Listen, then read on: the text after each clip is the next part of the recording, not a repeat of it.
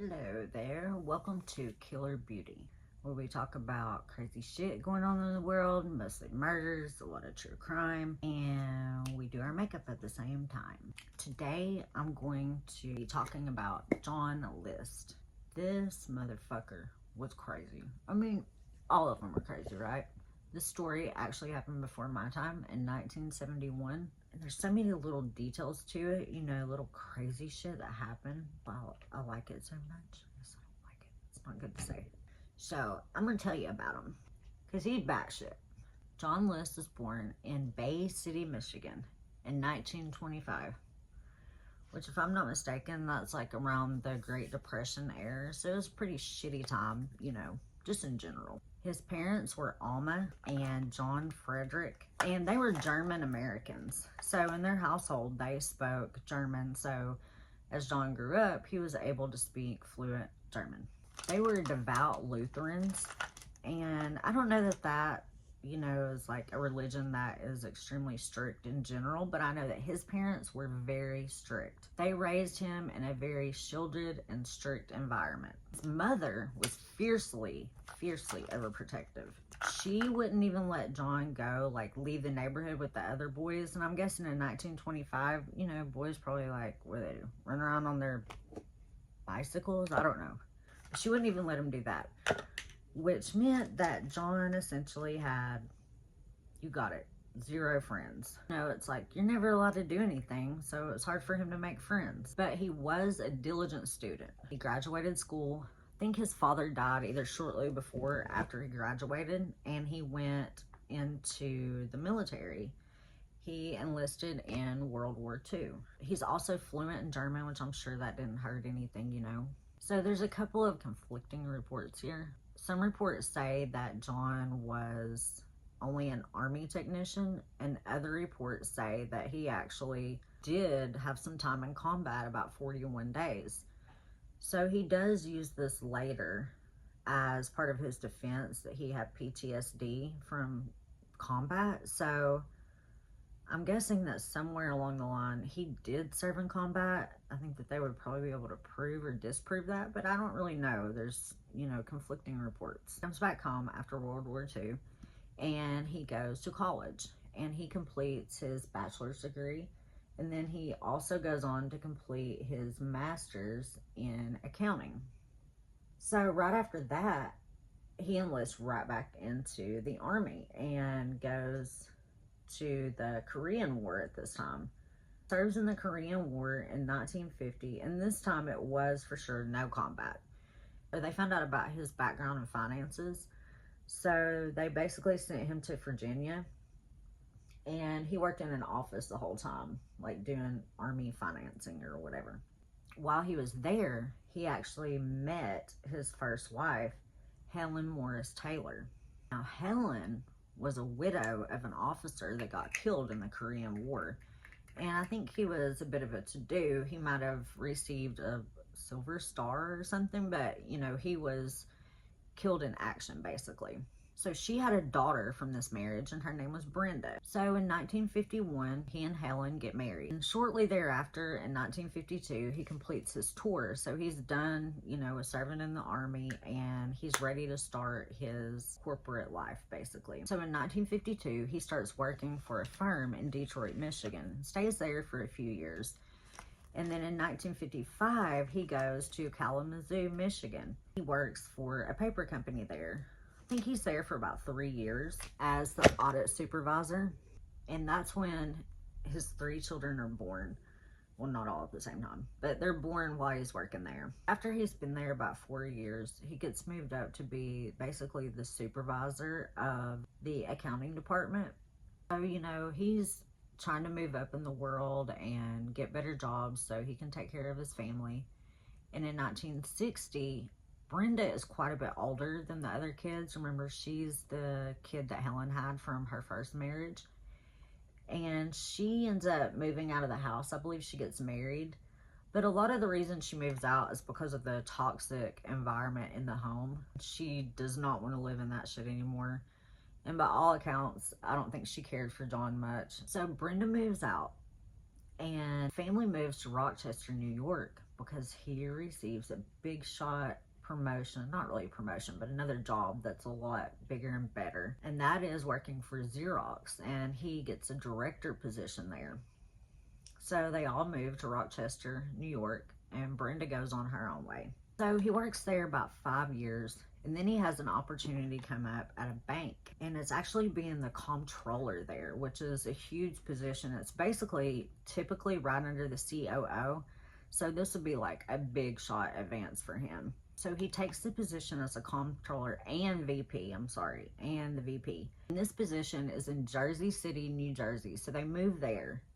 And this is a huge, financial leap for him. So they're able to really start to live how they want to live. They buy a home that has 19 rooms in it, and it's called Breeze Knoll. Now, anytime you get a house that has a name, it's probably fucking huge. Now, this place was a mansion. It was a 19-room Victorian mansion that was located in Westfield, New Jersey. But some shit's about to start hitting the fan. So, everything seems hunky-dory on the outside, but behind closed doors, shit is not good. At the time, in the late 60s, early 70s, apparently the banking industry, a lot of banks closed because interest rates had spiked and inflation was just on the rise with no end in sight. So a lot of banks hadn't made bad investments, and those banks closed, and his bank just happened to be one of those. That left him, without a job, and this job obviously had a huge paycheck attached to it. I don't know what the paycheck was, but it had to be big. So he did have a really hard time finding another job because people said that he was rigid and very socially awkward. He tried to open an insurance business, and everybody was like, we all knew this wasn't gonna work because he just didn't have the temperament for it. He didn't have a sales personality. He wasn't a people person. Like, he couldn't sell you anything. So that didn't work out. But the crazy thing was, his family doesn't know that he lost his job. I mean, this is a pretty big deal, but they have no idea. He actually continues with his routine, and he gets up, gets dressed every day, same old, like he's going to work. What he's really doing is he's either going on in interviews or he's just sitting at the train station reading the fucking newspaper all day. But I'll tell you what he's not doing. He's not telling his family about this. So that's bad enough, right? So apparently John and Helen's marriage was fraught with tension, and it had been for a long time. It was said that she often decimated him in public and told him in front of everybody that he wasn't shit, and her first husband was great, and how he just really wasn't shit, which, I mean, I'm kind of seeing that she might have a point here. So Helen was also a heavy drinker. She was mostly confined to her bedroom. By 1971, she would be on tranquilizers or alcohol, and she very seldom even left her bedroom at this point in time. But what's even crazier, she had contracted syphilis. You heard me, syphilis. From her first husband, who she said was the shit, right? I mean, maybe he wasn't all that great either. I don't know, but she had contracted syphilis from her first husband. And apparently it was in the stage where it was untreated, obviously, but it was in the stages where it was causing her brain to basically atrophy, where it was just dying. So she was basically like losing her mind, just slowly but surely. This was making her unbearable to live with. Now, John actually married her not knowing that she had syphilis. When they met, she told him that she was pregnant, and they needed to like hurry things up because she didn't want to be embarrassed. And, we got to think back. This is, in the 1950s at the time, I think. So, he didn't want to embarrass her, and he wanted to do the right thing. So apparently at the time, there was something called syphilis testing that had to be done before you're fucking married. I mean, have you ever heard about this? Am I the only one that's never heard this? You had to be tested for syphilis as a part of your fucking marriage license. Like, I've never heard of this. Apparently, it was becoming a thing that was like, you know, kind of getting outdated. And she knew that some states were getting rid of that law, you know? And Maryland was one of them. So she insisted that they go to Maryland to get married, and he went for it. So he never actually knew that, well, he did find out that she wasn't really pregnant. That's a hard one, you know. That's kind of hard. But he didn't know until later on when she's having all these health problems, and they took her to the doctor, and the doctor basically outed her like, you have tertiary syphilis, I think is what it's called, and it's basically where somebody else gives it to you and it's been untreated. I don't know, I'm not a doctor, but I know it did make her lose her fucking mind. So her drinking combined with her medical condition, fucking impossible to live with. I mean, can you imagine these two? This would be like a fucking reality show from back in the day, right? It would be pure hell. We've got the job that's in the shitter. Well, it's gone. We've got the marriage that is in the shitter. And then the kids were just a whole other story. So Patricia was 16 at the time. And John was fucking convinced that she was smoking weed and doing cocaine. You know, this is the time of the hippies. He was convinced, and he was obsessed with it. Now, anybody that could speak for Patricia, nobody said that she actually was doing either. So, you know, I don't know. He sounds like he's just an obsessive-ass mess, okay? So, then his other two kids, he has two other sons. He believed in general that the other kids and the whole family was drifting away from God and basically becoming focused on worldly things and evil things. Then we have the financial ruin that's about to come from not being able to get a job to pay for all this shit that you've accumulated. By 1971, he's trying to dig his way out of a hole, but it's just not working. So he takes out 2 second mortgages. I didn't even know you could fucking do that. But he does it. And he sells one of the family's cars. And he's also siphoning money from his mother's account. But none of that is enough to keep that mansion afloat and their lifestyle. The bank was basically preparing to foreclose on the house, like, now. I mean, he's not telling anybody. Nobody knows about this. The job, the financial ruin. I mean, imagine how embarrassed he was to say, hey, I'm an accountant and I don't know how to manage my money. I mean, but, you know, shit like that happens. No matter what job you have. It's just shit happens, you know? Life happens. But his pride, that pride, I tell you, it'll get you every time. Also, this is post-war America. So everybody is obsessed with, you know, the American dream. And a lot of that revolved around the idea of the man being the breadwinner. And you're measured by, you know, your success, and the wife stays at home and takes care of the home and kids. So it was because of those ideas that he never told his family. He never went to welfare to get help. So he starts to plan a solution. You don't hear a lot about John List, like, oh, what do you like to do except for go to church and be a Sunday school teacher? That's about all I found about him. But he did like to play war games, which meant he liked to plan out and make strategies for things. So this is kind of what the day of the murders reminds me of, because he did plan this out. And he planned it out thoroughly, exactly how he wanted it to go down, who he wanted to find them, how he wanted it to happen, what he wanted to happen next. I mean, it was very methodical. So let's go to the day of the murders. He murders his wife, his mother, and his 3 children.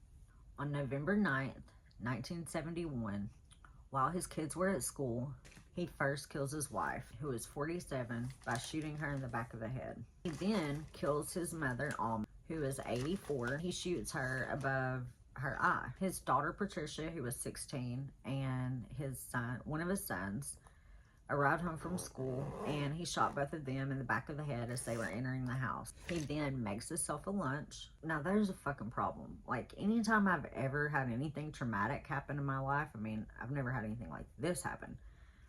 When do you have an appetite? And how many days does it take for you to get an appetite? I mean, this motherfucker just sits right down in the middle of it, and it's like, eating up, you know? Fucking crazy. Then he goes to the bank, and empties out his account and his mother's account and closes them, of course. He drives to the high school to what? Watch his son play in a soccer game. Like, you just sit there and watch this game like you haven't just murdered your whole fucking family. There's no fucking words. Perfectly normal day. So he drives him home from the soccer game. When they get in the house, he tries to kill him. The son, I don't know, like, if he figures out what's going on or something's not right, but he tries to fight his dad. So instead of him just being able to execute the son, he has to actually shoot him several times. He's killed his whole family, basically. Now, at this point, he takes the bodies of his wife and his 3 kids, and he places them on sleeping bags in the ballroom. I mean, the fact that you have a ballroom lets us know that maybe you were living above your means. Like, I don't know. But his mother, he leaves her in her room in the attic. I guess it was like, you know, probably like an apartment up there. He leaves her up there because she's too fucking heavy. All right, John, whatever. He lays them all out in a nice, neat little row in their sleeping bags. He drops the temperature in the house to be butt-ass cold so that the bodies don't decompose and start stinking as quickly, I guess. He cleaned the various crime scenes, because we're not just talking about one spot here. He cleaned all of them. He removed his picture from all the photos in the house so that they wouldn't be able to track him as easily. You can tell he's really thought this through, right? Last but not least, he flips on all the lights and turns the radio station to a religious station and blasts it through the house, right? Like, it is blasting. It's kind of odd to me. Like, this is 24/7 being blasted, you know? I don't really understand that. He leaves a 5-page letter to his pastor to be found, you know, after the bodies are found. And he stops all milk deliveries to the house. He lets all the kids' teachers know that, you know, some family member is dying and they're not going to be back for a while. So it took care of the kids, stopped all the mail from coming. Basically just told neighbors, you know, that they weren't going to be home. So he leaves his pastor a note saying that he killed the family. It was a 5-page note. It said a lot more than this. But it basically said he was doing it to save their souls. The murders weren't actually discovered until December 7th, nearly a month later. And a lot of it was because the family was like very reclusive and, you know, didn't really mess with people like that. Then also, you know, John had basically wrapped a story up tight with everybody saying, you know, we're going to be gone. So it took people a while to start looking. And actually the neighbors ended up calling in because the lights started burning out in the house one by one. And, you know, they were all already kind of talking like, this is weird. You know, there's no movement in the house, but all the lights are on and this religious music.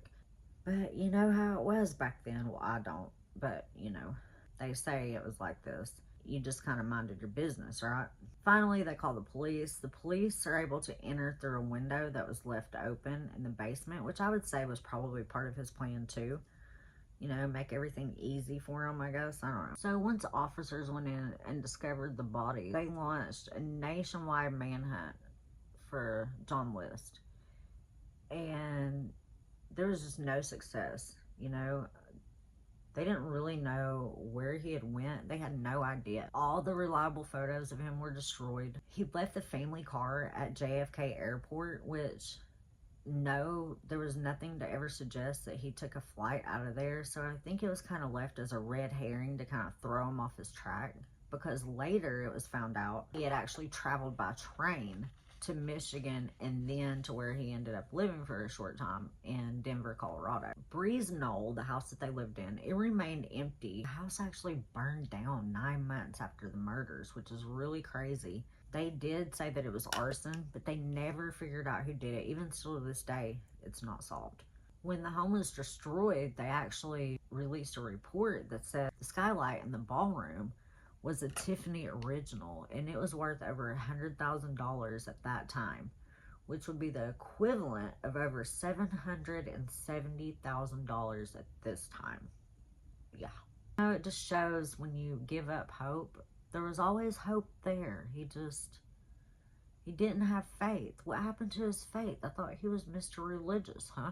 So Mr. List runs off to Colorado, and he takes on the identity of Bob Clark. What does he do? He gets an accounting job. Like, a year after 1972, he gets another accounting job.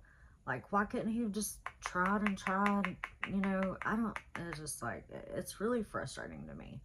He actually becomes a comptroller again, which is a really good, nice paying job. He does that for like 8 years. He joins a Lutheran church, runs a carpool, does the Sunday school service, and he actually meets a lady, Dolores Miller, in 1985 at one of these religious things. He marries her, and then a couple years later, they moved to Virginia. Well, there was this show that came out when I was a kid, right?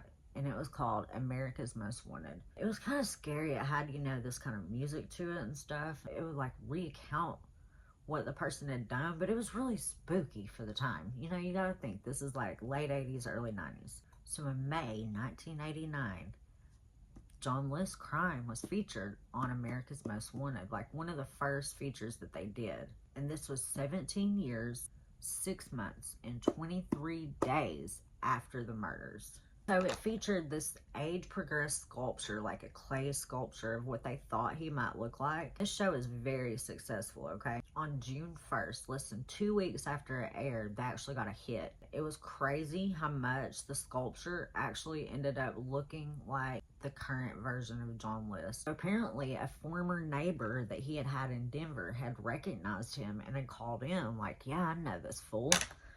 I used to live beside of him. So they come and arrest him at his fucking job. Like, well, I mean, I guess it doesn't matter at this point. But keep in mind, you know, he's remarried. And like, okay, well, does she know? You know, maybe he confided in her and it's like some big secret that she's kept. No, it didn't go down like that.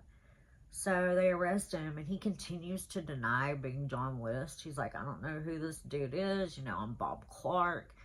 And they're like, okay, well, we have fingerprints from when you were in the military, and we have you here, and we have fingerprints from the crime scene. So once he was faced with that, the gig's up, buddy. He confessed that that was his true identity on February 16th, 1990. Okay, well, like, what about fucking Dolores? I want to know what she said. So she absolutely could not believe it. And of course, you know, she went to bat for him. Like, there's no fucking way. I mean, I get where she's coming from. That would be super fucking scary to learn that you've been sleeping beside this fucking monster and you literally didn't know. So they asked her, they're like, well, did he admit to having any kids or being married before? And she was like, well, he did say that he was married before, and that his wife was an alcoholic and that she died a very long and horrible death.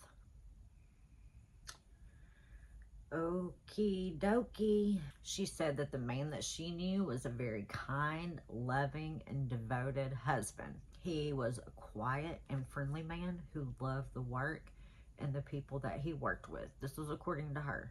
So following his arrest, she did visit him in jail. After he finally, you know, was coming clean on who he really was. Yeah, that's me. Okay, gigs up. He did admit it to her finally. I mean, he really didn't have a choice, did he? Bye. She divorced his ass. So that was the end of her.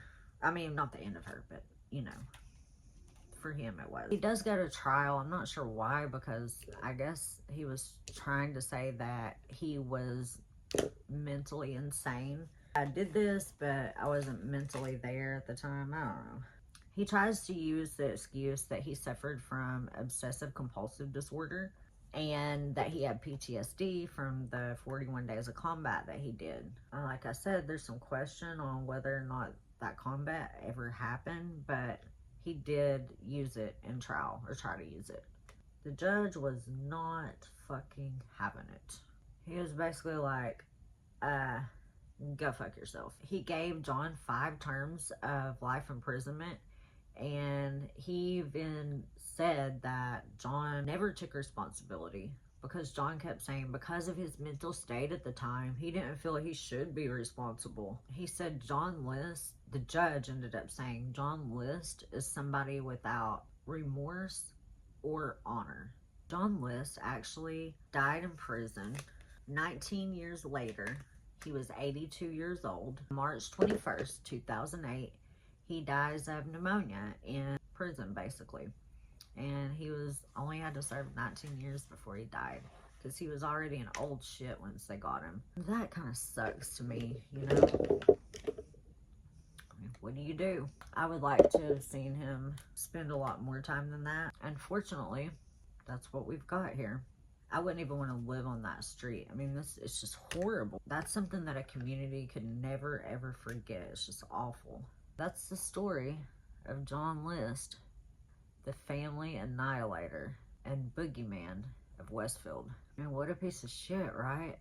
Kill your whole family and then basically like go off and have another job. That's a really good job. Like, you could have done all that with your current family. It's just disgusting to me. It really is. It's disgusting. People like him that use excuses burns me up. That's that for today. Thank you for watching. If you like the story, subscribe. I'll be back on here about once a week, as much as I can at least, to put out a new story, and we'll do a little makeup together. But thank you if you made it all the way through. Bye.